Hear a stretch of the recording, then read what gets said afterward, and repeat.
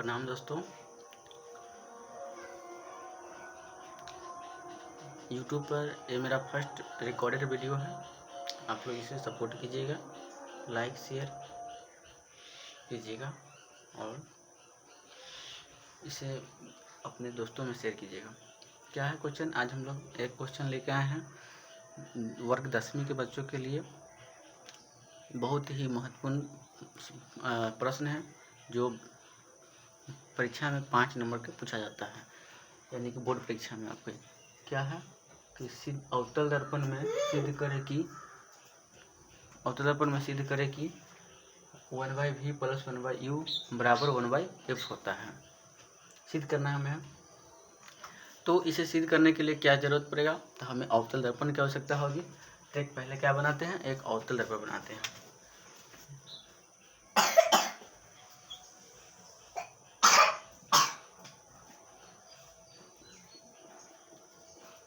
हमारा एक फिगर की आवश्यकता होगी।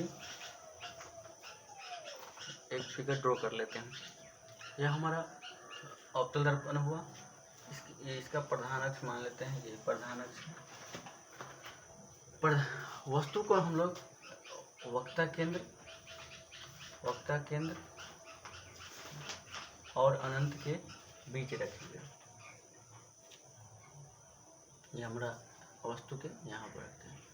ये हमारा वस्तु है, ए है, इसका नाम बी है, ए बी। और वस्तु से निकली हुई किरण प्रधान अक्ष के समांतर जाती है। तो यानी यहाँ से हम एक किरण गुजारेंगे और प्रधान अक्ष से जाने वाली किरण वो हमेशा यानी कि फोकस से होकर गुजरता है। अभी ना बोला बोले। ये हमारा फोकस है। एक किरण को हम लोग वक्ता केंद्र से गुजारते हैं।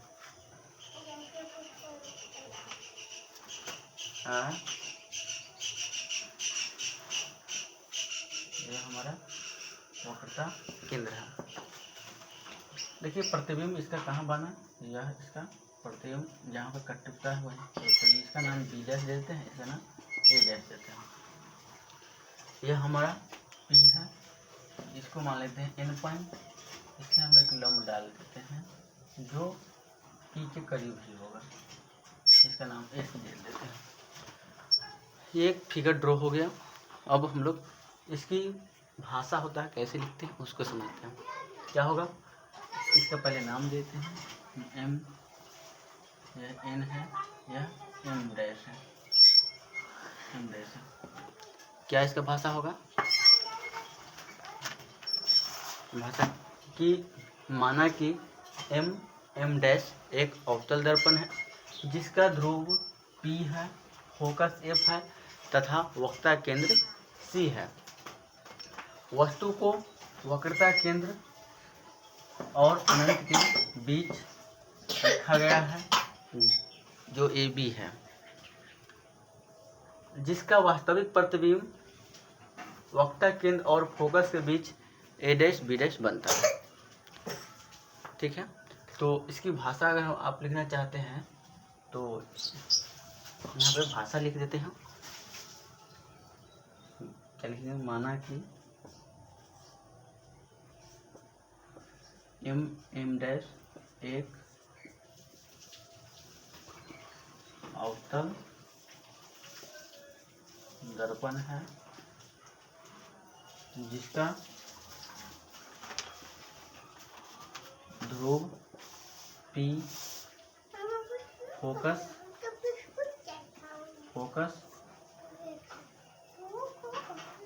F तथा वक्रता केंद्र C है। हाँ खरीद दीजिए, चल जूनियर्स जाओ ना।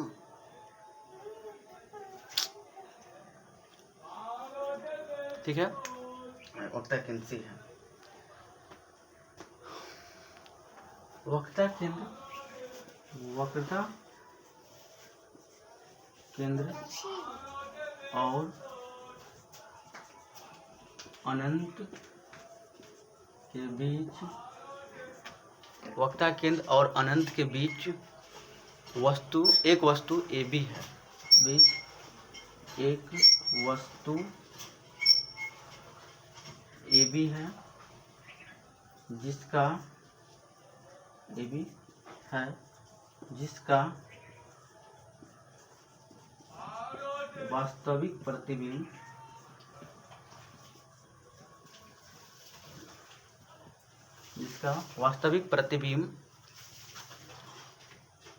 वक्रता केंद्र और फोकस के बीच ए डैश बी डैश बनता है, जैसा कि आप ऊपर की फिगर में देख पा रहे हैं। अब हमें इसको हम लोग प्रूव करेंगे कि 1/v + 1/u = 1/f होता है। कैसे? तो सबसे पहली बात देखिए, यहाँ पे त्रिभुज ए बी सी और त्रिभुज ए डैश बी डैश सी, यह दो त्रिभुज सिमिलर माना जाएगा। ठीक है, कैसे? यानी कि ध्यान दीजिए, ये भी एक 90 डिग्री है, ये भी क्या है 90 डिग्री है। तो कोण इसको 1 मान लेते हैं, इसको 2 मान लेते हैं। कोण 1 के बराबर कोण 2 हो जाएगा, क्योंकि दोनों 90 डिग्री है। तो प्रमाण, यहाँ से हम लोग प्रमाण त्रिभुज ए बी सी और त्रिभुज ए डैश बी डैश सी में, ठीक है, त्रिभुज ए डैश बी डैश सी में। कैसे? तो मान लेते हैं कोण 1 बराबर कोण 2 होगा, क्या चीज़ से? तो दोनों 90 डिग्री, ठीक है। कोण 1 कोण 2 के बराबर है 90 डिग्री से, इसलिए दोनों कोण क्या होगा, एक दूसरे के बराबर होंगे। देखिए, इसको नाम देते हैं 3, इसका नाम देते हैं 4। कोण 3 बराबर होगा कोण 4 को, किससे? तो सम्मुख कोण से। आप लोग मैथ में पढ़े होइएगा कि सम्मुख कोण एक दूसरे क्या होते हैं, बराबर होते हैं। यानी कि तो कोण 3 बराबर होगा कोण 4 के, क्या चीज़ से? सम्मुख कोण है। कौन सा कोण है? सम्मुख कोण से, सम्मुख कोण से। तो अगर हम जानते हैं किसी भी दो त्रिभुज की दो कोण आपस में बराबर हो जाते हैं, तो दोनों त्रिभुज क्या हो जाते हैं, समरूप हो जाते हैं। तो हम कह सकते हैं, देखिए कोण 1 कोण 2 के बराबर है, कोण 3 कोण 4 के बराबर। तो हम कह सकते हैं कि त्रिभुज ए बी सी समरूप है त्रिभुज ए डैश बी डैश सी के। तो हम लोग इसे लिख देते हैं, इसलिए त्रिभुज ए बी सी समरूप होगा त्रिभुज ए डैश बी डैश सी, समरूप होगा। समरूप हो गया है तो ये भी जानते हैं हम लोग, दो त्रिभुज अगर समरूप होते हैं तो उसकी संगत भुजाओं के अनुपात एक दूसरे के क्या होते हैं, बराबर होते हैं। जैसे में मान ले तो क्या होगा, इसका लंब ए बी है, इसका लंब ए डैश बी डैश है, तो यानी इसका अनुपात क्या निकालेंगे, तो ए बी बट्टा ए डैश बी डैश बराबर, इसका आधार क्या है, ए सी, इसका आधार क्या है, सी डैश है, यानी ए सी बट्टा सी डैश ए। तो इसे हम लिखते हैं, यानी ए बी बट्टा ए डैश बी डैश बराबर ए सी बट्टा सी डैश ए। ये हमारा पहला समीकरण हो गया। सेम वर्क हम लोग त्रिभुज एन एस एफ और त्रिभुज ए डैश बी डैश एफ में करेंगे, त्रिभुज ए डैश बी डैश एफ में करेंगे। तो हम लोग अब क्या करते हैं, अब त्रिभुज एन एस एफ और त्रिभुज ए डैश बी डैश एफ में, ठीक है, दोनों त्रिभुज में ध्यान दीजिए। ई कोण 90 डिग्री है, ये कोण 90 डिग्री। तो यहाँ तक 4 तक नंबरिंग कर चुके थे, इसको मान लेते हैं 5 है, ये हमारा 6 है, यह हमारा एंगल 7 है, यह हमारा एंगल 8 है। यहाँ भी सेम कंडीशन अप्लाई करेंगे कि एंगल 5 बराबर होगा एंगल 6 के, क्योंकि दोनों 90 डिग्री है। तो यहाँ लिखेंगे एंगल 5 बराबर है एंगल 6 के, क्या चीज़ से, तो 90 डिग्री से, ठीक है।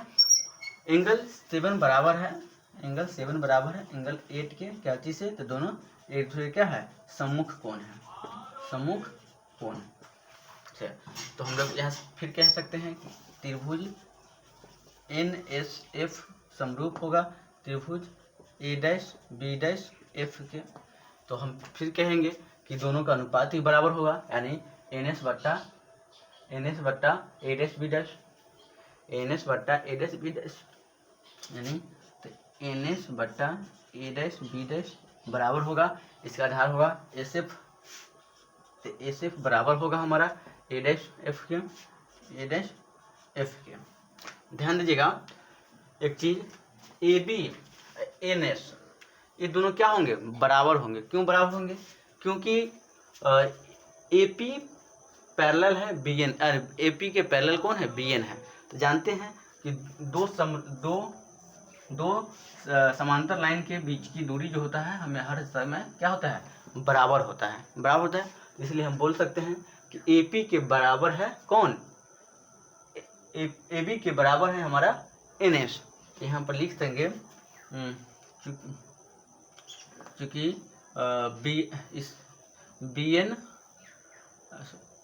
बी एन पैरेलल है ए पी के, हम क्या इसलिए कह सकते हैं कि ए पी बराबर जो है ना, ए बी बराबर है एन एस। ध्यान दीजिएगा, तो एन एस यहाँ है, तो यानी ए बी की जगह पर हम लोग एन एस की जगह पर ए बी लिख सकते हैं। तो यहाँ लिख सकते हैं ए बी बट्टा ए डैश बी डैश बराबर एस एफ बट्टा ए डैश एफ। ठीक है, अब ध्यान दीजिएगा समीकरण 2 हो गया। और एक बात और ध्यान दीजिएगा, समीकरण 2 होने के बाद कि इसका एलएचएस जो है ना, समीकरण 1 का समीकरण 2, ध्यान दीजिएगा समीकरण 1 का समीकरण 2 के एलएचएस दोनों के क्या है, बराबर है। देख लीजिए, यानी ए बी बट्टा ए डैश बी डैश है, यहाँ भी ए बी बट्टा ए डैश बी डैश है ना, थोड़ा मिस्टेक हो रहा। उसके बाद हम लिख सकते हैं, तो इसका आर एच एस भी क्या हो जाएंगे, सेम हो जाएंगे, बराबर हो जाएंगे। तो जैसे हम लिख सकते हैं समीकरण 1 और 2 से, समीकरण 1 और 2 से, यानी कि समीकरण 1 और 2 से क्या बराबर हो, हम लिख सकते हैं कि ए सी बट्टा सी डैश ए, ए सी बट्टा सी डैश ए, यहाँ पर नहीं दिख रहा है ना, हम लोग भाषा को अब क्या करते हैं, मिटा देते हैं,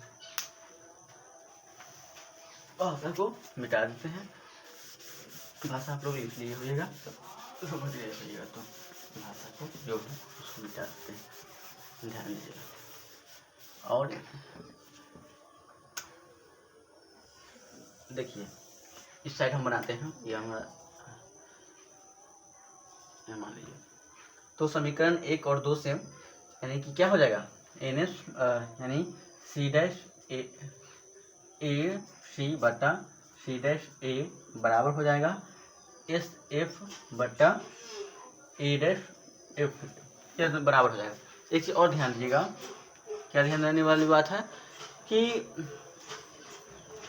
एस जो है ना वास्तव में पी पे ही है, यानी एस जो है कहाँ है, वास्तव में पी पे है, बट हम आप लोगों को दिखाने के लिए, समझाने के लिए थोड़ा पी से थोड़ा अलग जूम करके दिखा रहे हैं कि आपको एक त्रिभुज का निर्माण हो और इसमें आप बेहतर ढंग से समझ सकते हैं। क्योंकि दर्पण जो है वास्तव में दर्पण का यह पैरेलल लाइन जो है, पैरेलल लाइन हम इस लाइन के करीब भी रख सकते हैं, लाइन के करीब भी रख सकते हैं, बट हम थोड़ा ऊपर रखे हैं कि अच्छा त्रिभुज बने और आप लोग समझ सकें।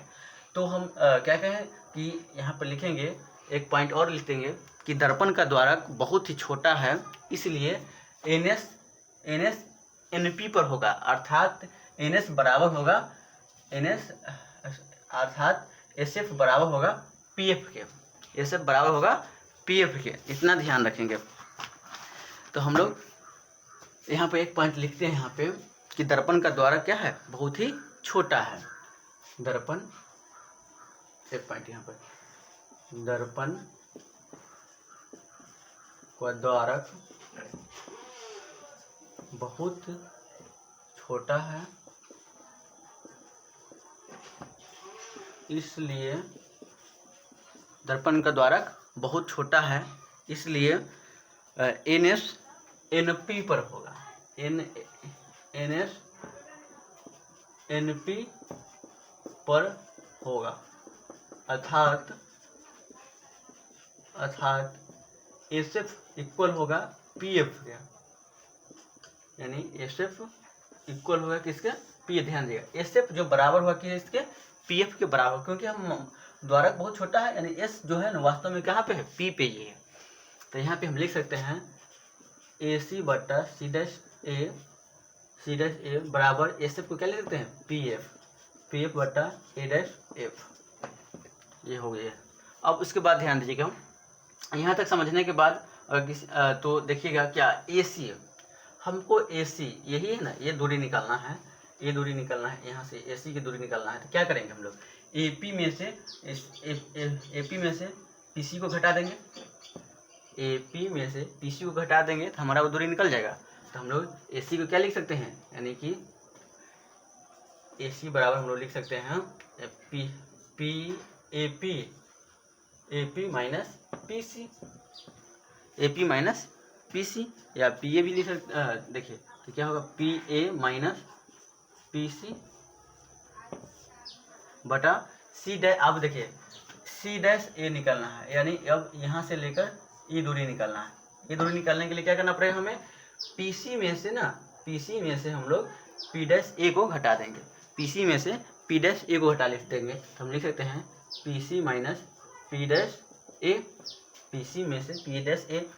ध्यान देगा पी एफ को हम लोग पी एफ ही रहने देते हैं, पी एफ बटा ए डैश एफ। अब हमें यह दूरी फाइंड करनी है, ये इतना ही सा छोटा सा दूरी, ये दूरी फाइंड करने क्या करना पड़ेगा, पी डैश ए में से हम लोग पी एफ को घटा देंगे, पी डैश ए में से हम लोग पी एफ को घटा देंगे। तो यहाँ लिख सकते हैं P A dash minus P F है। उसके बाद हम लोग, इतना पता हमें हो गया। ध्यान दीजिएगा यहाँ पे एफ के इस दूरी को क्या कहेंगे हम लोग, यानी इस दूरी को कहेंगे फोकस दूरी कहेंगे। क्या कहेंगे, फोकस दूरी। यहाँ से लेकर यहाँ तक की दूरी को क्या कहेंगे हम लोग, वक्रता त्रिज्या कहेंगे। और अब यह दूरी जो है पी डैश ए है, क्या हमारा वास्तव में यह प्रतिबिंब की दूरी होगा। अब पी ए क्या है, पी ए या पी बी क्या कह सकते हैं हम लोग, वस्तु की दूरी है ना। तो इस चीज़ को हम लोग पहले चिन्ह परिपाटी से समझ लेते हैं क्या होगा। तो यहाँ पे हम लोग चिन्ह परिपाटी का यूज कर लेते हैं, चिन्ह परिपाटी, आप लोग थोड़ा समझिएगा चिन्ह परिपाटी क्या होता है। तो हम लोग जानते हैं कि पी एफ क्या है हमारा, पी एफ जो है हमारा फोकस दूरी है। यहाँ पर फोकस दूरी क्या होगा, ऋणात्मक होगा, क्योंकि हम आपको बताए हुए हैं कि यानी कि दर्पण की बाएं साइड जितनी भी सारी दूरियां होती है वो क्या होते हैं, ऋणात्मक होते हैं। ये भी अवतल दर्पण ही है। तो यानी पी एफ क्या है, फोकस दूरी है। फोकस दूरी क्या लेंगे हम लोग, ऋणात्मक लेंगे। ध्यान दीजिए। उसके बाद पी एफ हो गया। उसके बाद ध्यान दीजिएगा कि पी डैश ए क्या हमारा, यह प्रतिबिंब की दूरी है। पी डैश ए क्या हमारा है, पी डैश ए क्या हमारा है, प्रतिबिंब की दूरी। इसको क्या लिख सकते हैं, माइनस भी। हम जानते हैं प्रतिबिंब की दूरी किससे सूचित करते हैं, भी से सूचित करते हैं। उसके बाद ध्यान दीजिएगा पी ए क्या हमारा है, यह हमारा वस्तु की दूरी है। पी ए क्या हमारा है, वस्तु की दूरी से क्या लेंगे, माइनस यू लेंगे, क्योंकि अवतल दर्पण है। उसके बाद हमारा पी सी क्या है, पी सी क्या है, वास्तव में वक्रता त्रिज्या है। वक्रता त्रिज्या को क्या होते हैं, फोकस दूरी की 2 गुनी होती है ना।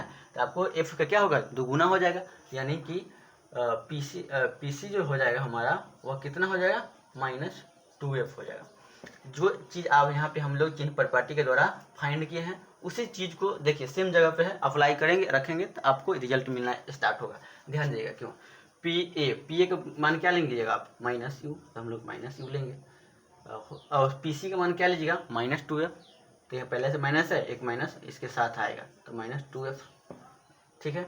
बट्टा पी सी क्या है आपका, -2f है, तो ये हम लोग -2f apply, -2f।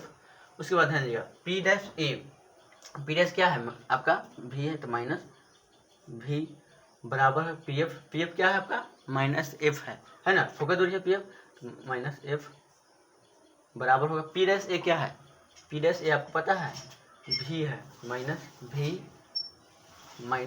P F क्या है आपका, पी एफ क्या है आपका, -f है, तो माइनस f है। चलिए अब मैथमेटिकल यूज होगा, जो भी आपको मैथमेटिकल फॉर्मूला जानते हैं रूल्स, वही अनुसार। तो -u है, माइनस गुने माइनस क्या होता है, प्लस होता है, यानी +2f हो जाएगा आपका, -2f है, माइनस गुने माइनस प्लस भी, तो -2f प्लस भी इक्वल हो जाएगा माइनस एफ भी प्लस माइनस भी प्लस एफ हो जाएगा। उसके बाद क्या होगा, क्रॉस मल्टीप्लाई करेंगे। क्या करेंगे हम लोग, क्रॉस मल्टीप्लाई। तो दिख रहा, चलिए तो हम लोग माइनस भी plus F minus you plus 2f बराबर माइनस एफ को मल्टीप्लाई हम लोग किससे करेंगे, माइनस 2f प्लस भी। ठीक है, अब ध्यान दीजिएगा, मल्टीप्लाई कीजिएगा तो यहाँ पे माइनस यू,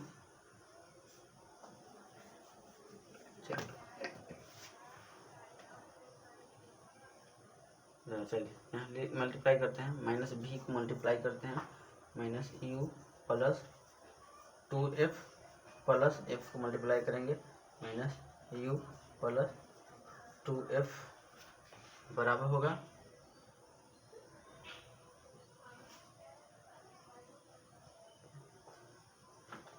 माइनस 2f तो माइनस 2f स्क्वायर हो जाएगा प्लस माइनस एफ भी हो जाएगा। ठीक है, अब ध्यान दीजिएगा इस चीज़ को हम लोग तो इधर इसको हटाते हैं, शॉर्टेज लेना है तो ले सकते हैं आप लोग के लिए, इसको हटा देंगे तो हम लोग अब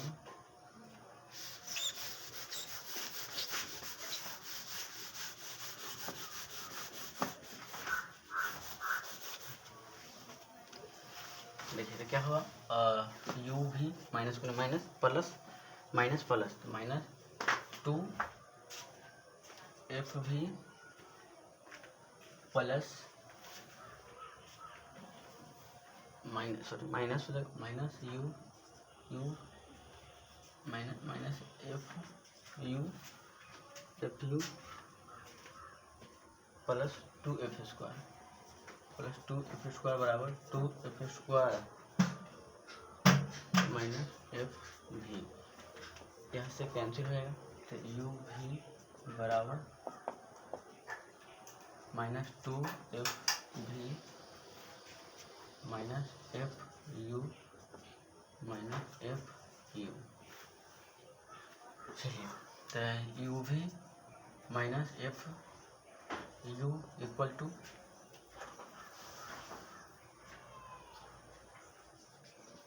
एफ भी ना, एफ भी है तो यानी आपका हो जाएगा माइनस एफ भी प्लस 2f भी, तो U V minus F you बराबर यानी एफ भी होगा, इतना आ जाएगा तो यू भी बराबर माइनस हो जाएगा तो प्लस में एफ भी प्लस एफ यू। ध्यान दीजिएगा दोनों यहाँ पे हम लोग दोनों और यू